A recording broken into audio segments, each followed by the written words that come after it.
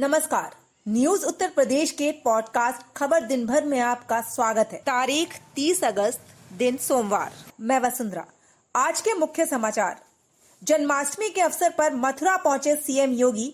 शहरवासियों को जन्माष्टमी के मौके पर दी बधाई। वृंदावन बिहारी लाल की, वृंदावन बिहारी लाल की। इस पावन भूमि से जुड़े हुए सभी उपस्थित भाइयों बहनों, आज का दिन हम सब के लिए बहुत पवित्र दिन है। इस धराधाम पर धर्म की स्थापना के लिए 5000 वर्ष पूर्व भगवान ने स्वयं अवतरित होकर के हम सबको कृतार्थ किया था। और आज का ये दिन हमारे लिए इसलिए भी महत्वपूर्ण है, योग माया के प्रकटीकरण का दिन भी है। और इसलिए इस अवसर पर मैं आप सबको हृदय से बधाई देता हूं, अपनी शुभकामनाएं देता हूं और अपनी मंगलमय रंगमय कामना व्यक्त करने के लिए विशेष रूप से मैं आपके बीच में यहाँ पर उपस्थित हुआ। शहरी आवास योजना के अंतर्गत सीएम योगी ने लाभार्थियों को ऑनलाइन ट्रांसफर की धनराशि। लाभार्थियों से किया संवाद। किरण जी, कैसे हैं आप? नमस्ते। हाँ नमस्ते। आपको प्रधानमंत्री आवास योजना में मकान मिला है? संजय राउत ने किसानों पर हमले को लेकर किया बीजेपी परवार। बोले, देश में किसानों पर हमला तालिबानी मानसिकता।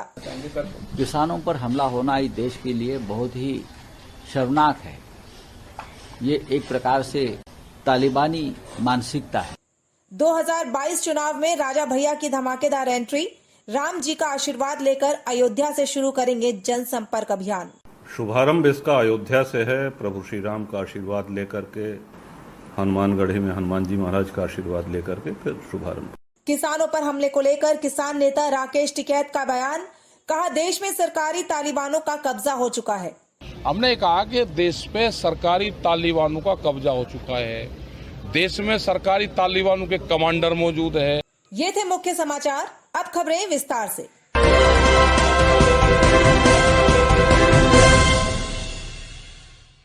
श्री कृष्ण जन्माष्टमी में मुख्यमंत्री योगी आदित्यनाथ मथुरा में आयोजित जन्माष्टमी कार्यक्रम में शामिल हुए। मथुरा पहुंचे मुख्यमंत्री योगी ने रामलीला मैदान में आयोजित कृष्णोत्सव को संबोधन करते हुए कहा कि वो इस अवसर का इंतजार पिछले 3 साल से कर रहे थे। मथुरा में श्री कृष्ण जन्मोत्सव को लेकर सीएम ने कहा कि मैं वृंदावन बिहारी लाल से प्रार्थना करने आया हूं कि जैसे आपने अनेक राक्षसों का अंत किया था, वैसे ही कोरोना रूपी राक्षस का भी अंत करने की कृपा करें। वृंदावन बिहारी लाल की, वृंदावन बिहारी लाल की। इस पावन भूमि से जुड़े हुए सभी उपस्थित भाइयों बहनों, आज का दिन हम सब के लिए बहुत पवित्र दिन है। इस धराधाम पर धर्म की स्थापना के लिए 5000 वर्ष पूर्व भगवान ने स्वयं अवतरित होकर के हम सबको कृतार्थ किया था। और आज का ये दिन हमारे लिए इसलिए भी महत्वपूर्ण है, योग माया के प्रकटीकरण का दिन भी है। और इसलिए इस अवसर पर मैं आप सबको हृदय से बधाई देता हूं, अपनी शुभकामनाएं देता हूं और अपनी मंगलमय रंगमय कामना व्यक्त करने के लिए विशेष रूप से मैं आपके बीच में यहाँ पर उपस्थित हुआ। ब्रज तीर्थ विकास परिषद के इस कार्यक्रम में भाग लेने की मेरी पिछले 3 वर्षों से बहुत इच्छा थी, लेकिन कोई ना कोई कार्यक्रम, कोई ना कोई ऐसी चीज आ जाती थी जिसके कारण इस कार्यक्रम में मैं सहभागी नहीं हो पाता था। पहले वर्ष 2019 में आगरा तक मैं आ गया था, लेकिन जैसे आगरा में हम लोग लैंड किए तो मुझे बताया गया कि भारतीय जनता पार्टी की वरिष्ठ नेत्री, पूर्व केंद्रीय मंत्री श्रीमती सुषमा स्वराज जी नहीं रही, तो हमें वापस दिल्ली जाना पड़ा। विगत वर्ष कोरोना महामारी के कारण पूरा देश, पूरी दुनिया अस्त व्यस्त थी, तो स्वाभाविक रूप से हम लोगों को भी इस आयोजन से अपने को दूर रखना पड़ा। एक सामान्य संक्षिप्त कार्यक्रम के साथ जुड़ना पड़ा था। इस वर्ष कोरोना महामारी पूरी तरह नियंत्रण में है। लेकिन सावधानी विकसित है। कोरोना ने पिछले 1.5 साल के दौरान पूरे देश में, पूरी दुनिया में जो कोहराम मचाया है, आज तो मैं वृंदावन बिहारी लाल से ही प्रार्थना करने आया हूं कि अब जैसे यहां पर आपने अनेक राक्षसों का अंत किया था, इस कोरोना नामक राक्षस को भी अब अंत करने की कृपा करें।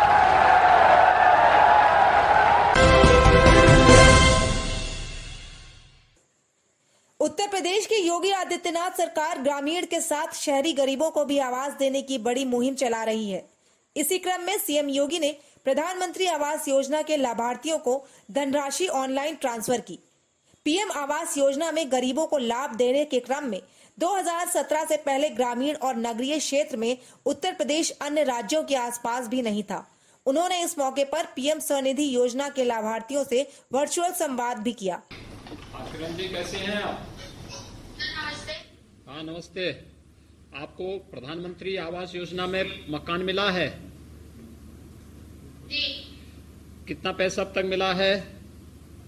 सर, मुझे आज पहली किस्त मिलेगी। पहला किस्त मिलेगा आपको, हैं?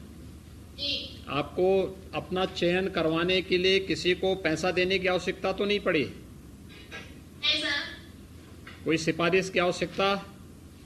जी नहीं। पैसा आने में कोई दिक्कत तो नहीं हुई? अभी पैसा आपके खाते में चला गया? अभी थैंक यू सर। आप उसको देख लीजिए। अभी यहाँ से हम लोगों ने क्लिक किया है, पैसा सीधे आपके खाते में पहुंच गया है। Thank you sir. तो ये पैसे, बहुत बहुत धन्यवाद। इस पैसे से आप मकान अपना बनाएंगे। जी सर। परिवार में कौन कौन लोग हैं?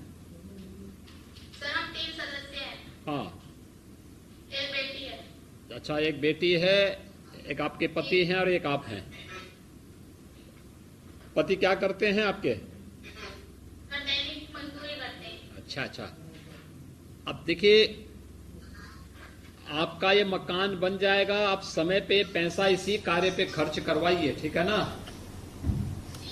अच्छा मकान आपका बन जाएगा। 2.5 लाख रुपया आपको मिलेगा इसके लिए, ठीक है?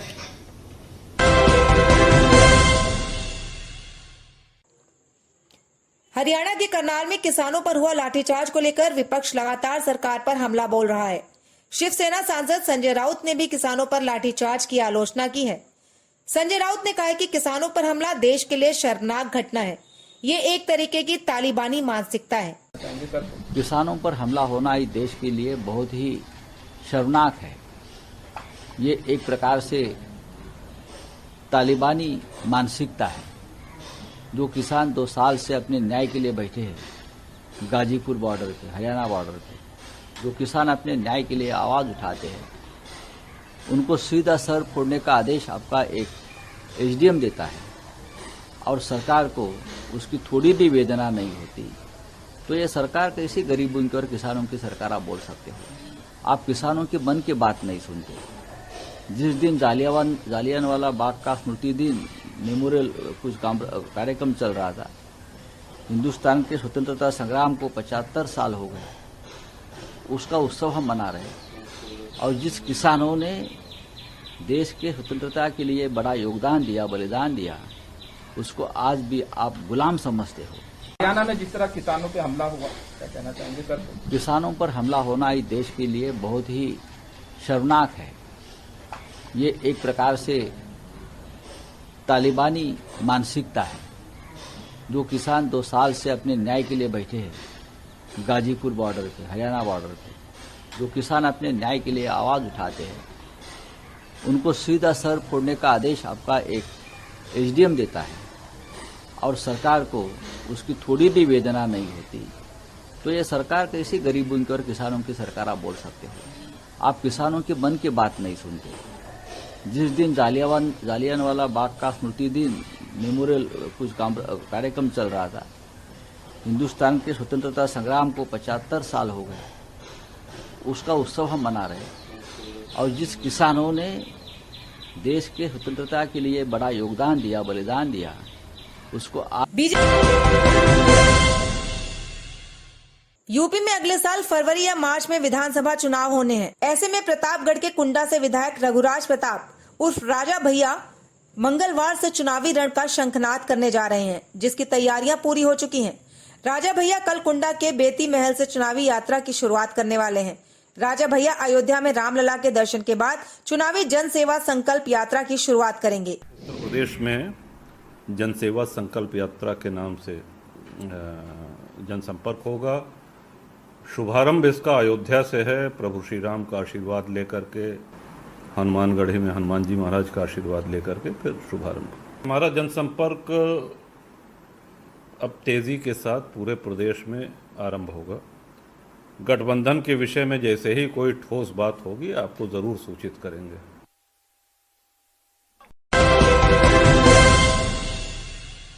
बीजेपी की बैठक के खिलाफ करनाल के पास प्रदर्शन करने वाले किसानों पर पुलिस की लाठीचार्ज को लेकर किसान नेता राकेश टिकैत का गुस्सा फूट पड़ा। भारतीय किसान यूनियन के नेता राकेश टिकैत ने कहा कि देश में अब सरकारी तालिबानों का कब्जा हो चुका है और जो भी इसमें फैसला लेंगे हम पूर्ण रूप से सख्त फैसला इसमें लिया जाएगा। ये इस तरह का जो बार बार हो रहा है इससे निपटा जाएगा। जो कल सब कुछ हुआ उससे क्या किसान आंदोलन को नई मजबूती मिलेगी? बिल्कुल मजबूती मिलेगी। ये जितने लाठीचार्ज चलाएंगे, जितना किसान का खून बहेगा उतना ही किसान मजबूत होगा। आज की रैली में क्या संदेश नूह जा रहे हैं? शायद आज नूह जा रहे हैं, इसके बारे में सबको पता है। जब हम कल शिमला के अंदर प्रेस कॉन्फ्रेंस में थे तो वहाँ पे इधर लाठीचार्ज हो रहा था, उधर वहाँ के लोग ये क्वेश्चन कर रहे थे क्योंकि ये पूरी अपडेट चल रही थी वहाँ पे। सर, आप जो जिनको चोटें लगी, जिन किसानों को कल लाठीचार्ज में चोटें लगी, उनके मिले हैं, क्या कहना चाहेंगे? क्या उनको मेडिकल हो रहा है या नहीं? अभी नहीं हो रहा। आज यहाँ पे पूर्ण रूप से वकील भी यहाँ पे बुलवाए हैं और जितने लोगों का चोट लग रही है यहाँ पे सब लोग अपने रहेंगे, संगठन के लोग, और वे सबका यहाँ पे मेडिकल यहाँ पे करवाएंगे, ये उनको कहा गया है। और आगे की जो भी रणनीति बढ़ी इसके विरोध में मीटिंग होगी। सर, एक डायलॉग लगातार 4 दफा लाठीचार्ज किया गया। नहीं हम नहीं तो वापिस हो जाने चाहिए कानून आपके साथ। ये तो सरकार बताएगी कि लाठीचार्ज जो हुआ है 4 दफा, पहली दफा हमने भी देखा है लाठीचार्ज, ऐसे लाठीचार्ज नहीं होता। एक बार देखा होगा, 2 बार देखा होगा, 3 बार देखा होगा। हमने कहा कि देश पे सरकारी तालिबानों का कब्जा हो चुका है। देश में सरकारी तालिबानों के कमांडर मौजूद है। इन कमांडरों की पहचान करनी पड़ेगी। कमांडर है सर? ये जो इसने आदेश दिया सिर्फ फोड़ने का, वही तो कमांडर है। करनाल में अभी सुबह हाँ, तो करनाल में तो वो तो दिखाएंगे ना कि मैं सरकारी तालिबानों का कमांडर हूँ। मैं भी, मैं पुलिस फोर्स के दम पे यहाँ पे हूँ और आए मेरे सामने किसान पुलिस फोर्स की ताकत पे वो कब्जा करना चाहते हैं पूरे देश। सर, वीडियो जो वायरल हो रही है उसको क्या कहेंगे? जो वीडियो कह तो दिया ना, सरकारी तालिबानों का कमांडर, और क्या हुआ हो।